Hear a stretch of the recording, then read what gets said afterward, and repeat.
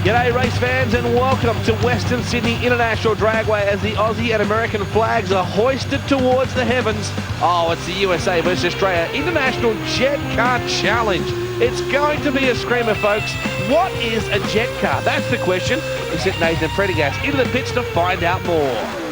Put simply, drag racing is a test of acceleration. The aim is to get from A to B as quick as you possibly can. Well, a pretty good way of doing that is to stick a jet engine in the back of your car.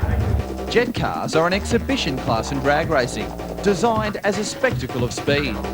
Powered by a jet turbine engine, in this case a Pratt & Whitney J60, jet cars do not rely on their wheels to drive them down the track. They accelerate purely on thrust. The J60 engine in both these cars was not originally fitted with an afterburner, so the ones you see here are an aftermarket specialised piece and are responsible for the huge burst of flame from the rear. Afterburners work by dumping large volumes of fuel into an enclosed space and then igniting it. Combined with the big thrust created by the engine at full speed, it creates an incredible boost of power of around 80%. Although they are not driven by the wheels, jet cars do rely heavily on the start line traction available. When staging a jet car, the engines are wound up near full speed and want to push the car down the track. The driver must apply the brakes heavily so as to stop the car. But if the traction is not there, the car will slide on the tyres and therefore cannot start the race at maximum power.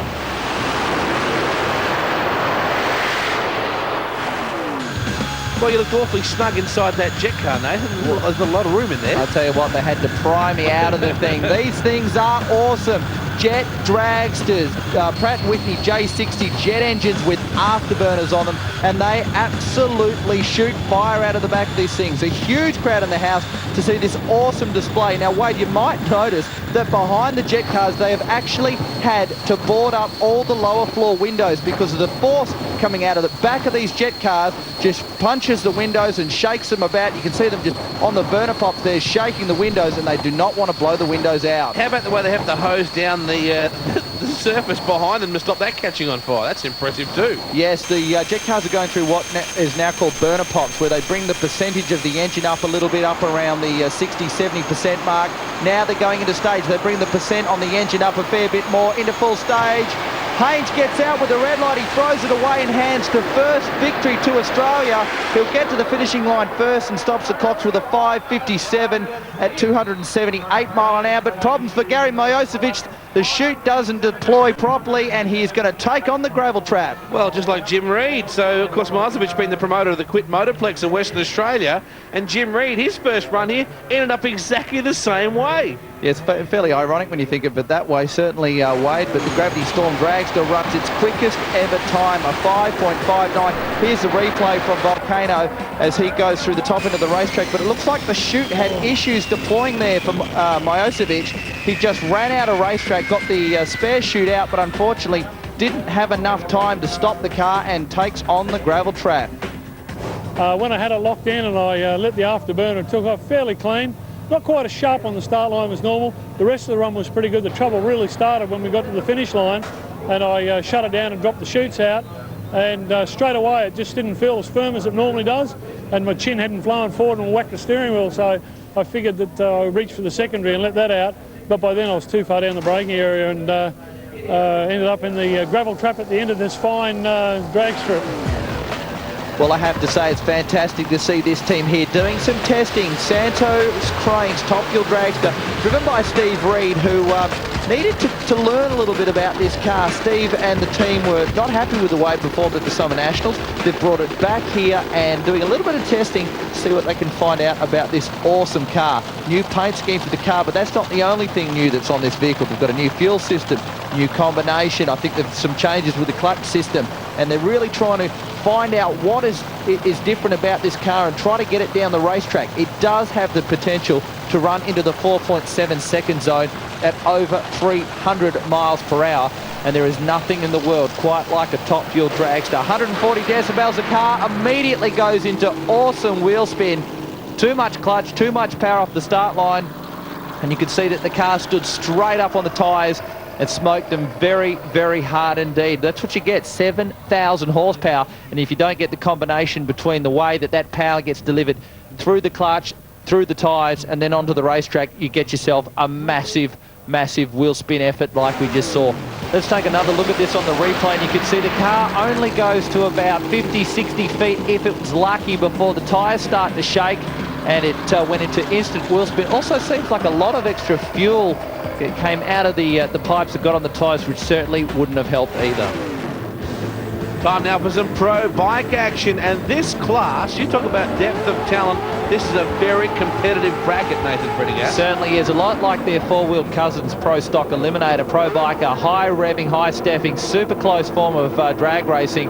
As we see Callum Gadisi and Andrew Badcock coming out now, these guys very, very tough competitors. Callum has got the potential to run right into the mid-sevens at well over 170 miles an hour.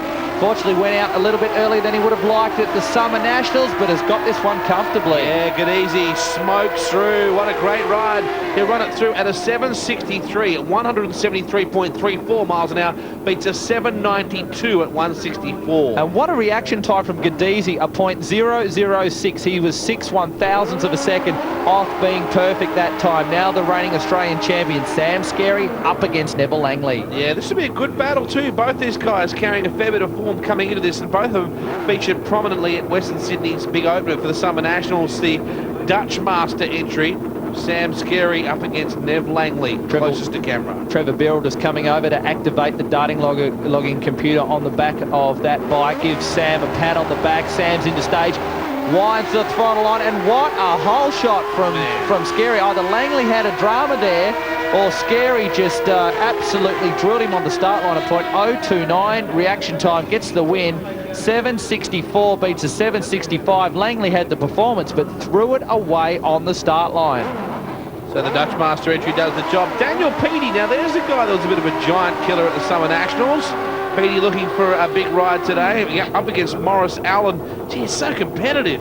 Yeah, Daniel Peaty actually got the win at the Summer Nationals over Neville Langley. Both Peaty and Langley have certainly found their form, as has Morris Allen. Morris has been the winner of the Nationals and the Winter Nationals in last year's championship. Unfortunately, went out in the first round at the Summer Nationals here at Western Sydney International Raceway opener, and has been just, I wouldn't say off the pace. He's been qualifying well, but has found it very hard in this ever-increasing, ever-competitive form of Pro Stock Eliminator. Peaty and Allen, they get away very evenly, though. Look at Peaty stretching the legs. Allen coming back. Peaty holds on. Daniel Peaty gets the win. 768 beats a 771, 168 mile an hour. Morris Allen actually had more speed at 172 mile an hour, or 275 kilometres an hour. Let's have a look at this on the replay. There was 5/1000ths of a second difference between them on the start line. Both of them very close with the reaction times, but Wade, the slightly quicker elapsed time from Peaty got him the win.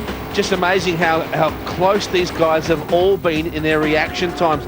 Everybody's been within sort of .003 if they went out to take the win. Just incredible competitiveness of this class. Standing by now for our second run for the USA versus Australia International Jet Car Challenge. Gravity Storm up against Volcano. American Chuck Haynes owns both these incredible machines. We caught up with him prior to this and asked, how do you drive these suckers? When we first start the car up, we bring it up to 35%, disconnect the battery power. At that stage, the car and the engine are self-sustaining. We'll bring the engine up to 50% engine RPM, and at that point, we're going to put some fuel in it and do a little fireball for you. When we do that, we're going to push this lever ahead like that and hit that, and that's going to light that fuel. When we do that, we're going to get the big fluffy fireballs. We'll do 3 or 4 of those. At that stage, we're going to bring the RPM up to probably 70-75% with this engine throttle lever. When we do that, we light the afterburner with this again and light it with the thumb. That'll give us the loud, crisp bangs that you hear. When we start doing the bangs, we're going to do a little fire show and a little bang show, and we kind of play a song for you, something like boom, boom, boom, boom, boom. And at that point, we do a few of those, and then we bring the car into stage. We'll bring it in up to about 105%, sliding it in on the rear brakes. When the rear brakes won't hold it anymore, we'll lock the front brakes up. I have 2 brake pedals in here. Left pedal is for the rear brakes, right one is for the front brakes. We bring the car in to about 108, 109%, wait for the yellow to come down on the Christmas tree, put the afterburner level ahead forward again and light the burner one more time, and we're on our way to a low 5-second pass at well over 300 mile an hour. Yes, we're getting set right now. A look high over the top of this starting area at Western Sydney International Dragway.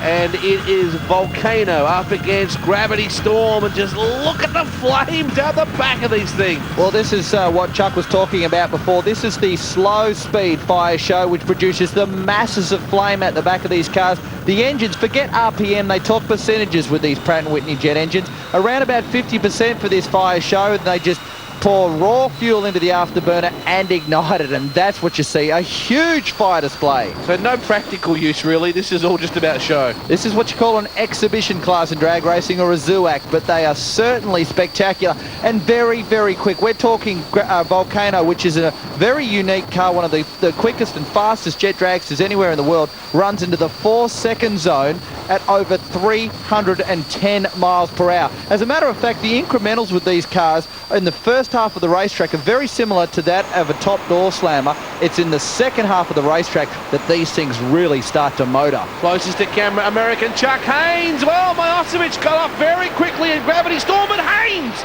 comes zooming home, the American. A 5:03, but the speed 312 miles an hour, the fastest pass ever recorded at Western Sydney International Dragway, and would you believe, 499.87 kilometres an hour. He just missed out on that magic 500. There was a big difference to it in reaction times. Milosevic got away very early. Here's the onboard.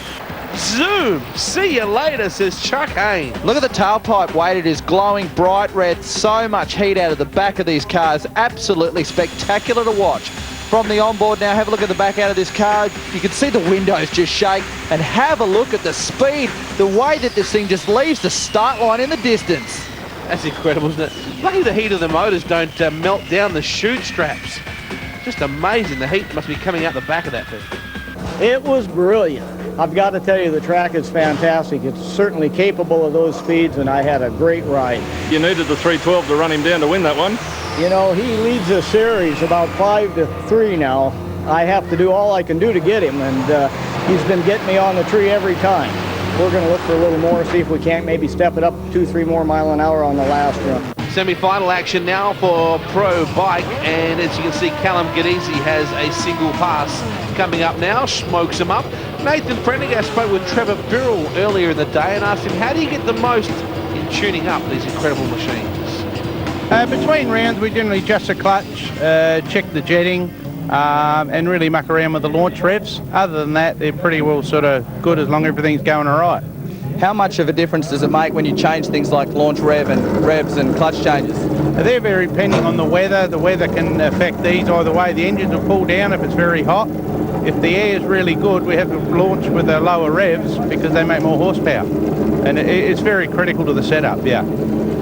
So Callum Gadesi will use this opportunity now to try and run in maybe his best R&D opportunity here, Nathan. Yeah, good way to test the condition of the racetrack, the setup of the bike, nice and straight, perfect. You see the little flash on the visor, that's the shift light. 7:59 with a 5, 173 mile an hour. That is quicker than anyone else has gone here this weekend. A sensational run from Callum. Carried the front wheel just momentarily off the ground, and just it looked like it was a dart the whole way. We see Sam Scarry getting some direction from the officials. He warms up the rear tyre on the Dutch Master entry, up against Daniel PEATY. PEATY was very impressive, as you said, taking out the Summer Nationals. So Daniel's got fond memories of this place. He certainly does. Yes, Pro Stock Motorcycle is becoming so tough. These 1.3 litre 4-cylinder engines that rev super hard make over 280 horsepower. Into stage, throttles are wound. Oh, it's all over for PEATY. He will not be making his way into another final. Scary sits up on the bike, says thank you very much. I'll roll this one through, and stops the clocks with an 8:33. Certainly not representative of what the bike was capable of running. And Wade, the body language tells me he may have a problem. Yeah, you just see him shaking his head a little bit there. Now, what happens to PEATY? The bike just grabs traction. Coming off the line, it lays straight over to the left, and PEATY shuts it down immediately. A very awkward moment off the line for him. Almost looked like the wheelie bars broke. Nearly chucked him off the back of the bike. Sam, another final. Young Daniel ran into some problems there. Yeah, I saw him next to me when we left the line, but then after that, yeah, it just disappeared, and put a big grin on my face, I tell you. Bit of something for everybody here at Western Sydney International Dragway. Not a programmed event here, but a bit of top fuel demonstration stuff, Nathan. Yes, some testing done for the Santos Cranes team. This is Pommy Steve Reed, who unfortunately went out the first round of Top Fuel at the opening event here, and the team weren't really satisfied with the way the car performed based on the new gear that they've got on the car. So they decided to bring it out here at this event, do a couple of test laps and put it down the racetrack and see if they can learn some things. Top Fuel cars are so finicky, they make so much horsepower, there's so many variables involved with the clutch systems, the fuel timings, that every time you leave the start line, you learn something, and that's what this team is doing here, learning about this car. Would you expect a pretty fast time from this, or just a throwaway job? Look, this car has potential to run into the 470s. It's a matter of getting it right on the night. The car throws some sparks off the start line, starts to burn it up from half track, but we've got a full set of candles all the way down the racetrack, a 5.11 at 266 mile an hour, but certainly a fairly tough pass considering the car seemed to push a gasket out and was smoking quite heavily from half track on. Have a look at the replay. Watch these shooters come out of the left-hand side. That's the ends of spark plugs and bits of ceramic off the spark plugs. Now the car starts to break up, but an 884 60-footer is super tough, and the car was doing 230 miles per hour at half track and only ran 266. Final time now, Callum Gadese up against Sam Scary. Gadese, after that brilliant solo pass, has got to be feeling good. I know this is the man right here, Sam Scary, but I wonder whether Callum can knock him off. Well, he's gone a 759. Scary ran a 764 in the first round, but as we saw, the bike just about at three-quarter track had a big rev. Sam looked down at the bike and was shaking his head as he was rolling into the braking area. So he may have had a problem with this bike, with the gearbox or something like that. They have had a little bit of time between the rounds. He's obviously fixed it. Can he get around Gadese in this final? Callum to the line very early. This would be a big ride for Callum. It will be the latest achievement in what is going to be a bright future, I'm sure, for Callum. Beautifully turned out bike. Scary, nearest to camera now, but in the far lane, in the Wind Spitfire lane. Gadese, furthest from camera right now. Yes, any fan of two-wheeled motorsport would certainly love these things. They are awesome-looking bikes. Red light for Scary. Can you believe it? He throws away the win in the final, handing it over to Callum Gadese. Well, as it turns out, Nath, it looks like they're both red-lighted, but Scary did it first, so Gadese will survive and win the final. Man, this was so close. You just see then Scary off too early. Gadese momentarily after him. Well, he's picked it up. It's been at a cost. Yeah, Sam wastes a 769. Gadese runs a 773. Sam's bike was getting very nervous through the top end of the racetrack. Didn't matter though. Callum Gadese gets the win. It's great to win against Sam. He's a great racer, and he's beat me a few times, and that's for sure. And yeah, first win, so we're loving it. Getting set for the third run with these incredible machines, these jet cars. Brings together two very similar vehicles in the concept, but the drivers are vastly different. West Aussie Gary Milosevic and American Chuck Haynes. We caught up with both these guys prior to this final run. Once drag racing gets into your blood, it's there for life. And when I started my drag racing career, I was just out of high school and started at the lower ranks, the bracket ranks, and worked my way up through alcohol dragsters and that type of thing. And then took a few years off and had a little bit of a family and decided that I wanted to go racing again, but I really wanted to go fast. So we decided to go with the jet, and it's been very rewarding for us, and I'm certainly glad I did it. Well, the opportunity came up some years ago when I had the Thunder Down Under jet truck, and I shifted from the AA funny car into the jet truck. The jet truck was pretty special. That was the big tin shed going down the track at 200 miles an hour and 8 seconds flat, and that was a real handful in the braking area. And I have to say that that taught me a lot about respect and taught me a lot about energy and mass and speed. But these are more delicate. The jet drags is a really a more delicate thing, and you have to be on the ball because you can squeeze a brake on these, and if you lock up a rear brake like I did last week in Queensland, you can get in all sorts of trouble. Fortunately, I just flat spotted a tyre. Actually, this is the fastest jet car in the world. This is the quickest and the fastest jet car running in the world today. So yes, it is a very special car. So it's a hybrid engine. The car is a little bit on the lighter side than the Gravity Storm. It weighs 175 pounds less than the other car, and weight is a contributing factor as well. He has a little bit of a weight advantage over me, as you probably have noticed. I'm about 1.5 foot taller and therefore a lot heavier, and also Gravity Storm is a lot heavier than Volcano, and Volcano is the, if not the quickest, one of the 2 or 3 quickest anywhere on Earth, and he's probably got, with my weight and the car's weight, he's probably got about 0.4 of a second on me, so I've got to try and drill out on the tree. People keep asking me, what's it like to drive a jet car? And the only thing I can tell you, it's like being shot out of a cannon, except you're the cannonball. It's just awesome. It's just so quick. And once you've hit that trigger, it's going. There's nothing more you can do. You can't stop it. You can't do anything. All you got to do is, if anything's gone wrong, you've got to pull those levers quick as a flash. Otherwise, it's serious issues. Well, it's one apiece now as we come to the final. Volcano, driven by American Chuck Haynes. You remember that he basically red-lighted in that first run. Milosevic took care of him. In the second run, Chuck came blazing by. Look at the flames. This is good stuff. Oh, they're absolutely awesome, these cars. Pratt & Whitney J60s. Volcano is practically priceless. You cannot get another jet dragster in the world like that one. The person that built the incredible engine is no longer able to do it. Gravity Storm a little bit heavier, a little bit slower, but Milosevic, if he can get a good reaction time off the start line, he can salvage some national pride. Look at the way they're hosing down the ground behind these things so it doesn't melt. That is just awesome. Well, if you talk about heat, have a look at the tailpipes of these cars at the end of the run. They are glowing bright red. You can practically see through them. Now the percentage of the engine starts to come up a bit. Around 70%, they do burner pops. Short, sharp bursts of fuel into the afterburner, and then hit the switch on the steering wheel and ignite it. Who's going to win? Will it be the Aussie Gravity Storm, Milosevic in the far lane, or the onboard camera right here with Chuck Haynes? It's going to be a ripper. Western Sydney International Dragway, a USA versus Australia Jet Car Challenge. Milosevic gets a great start, but here comes Haynes again. Haynes eats him alive. A 5:08, 311.99 miles an hour, or 499 kilometres an hour. USA get the win. Well, Haynes, that thing's just a bullet. The last half of the racetrack, it just comes alive. Absolutely incredible car, as I said before, one of the quickest and fastest jet dragsters anywhere in the world. Have a look at this thing with the top end charge. Milosevic has a car length on him at half track, and then the awesome top speed of Volcano right around him. And have a look at those tailpipes, glowing bright red. Man, that is just way too fast in something that narrow.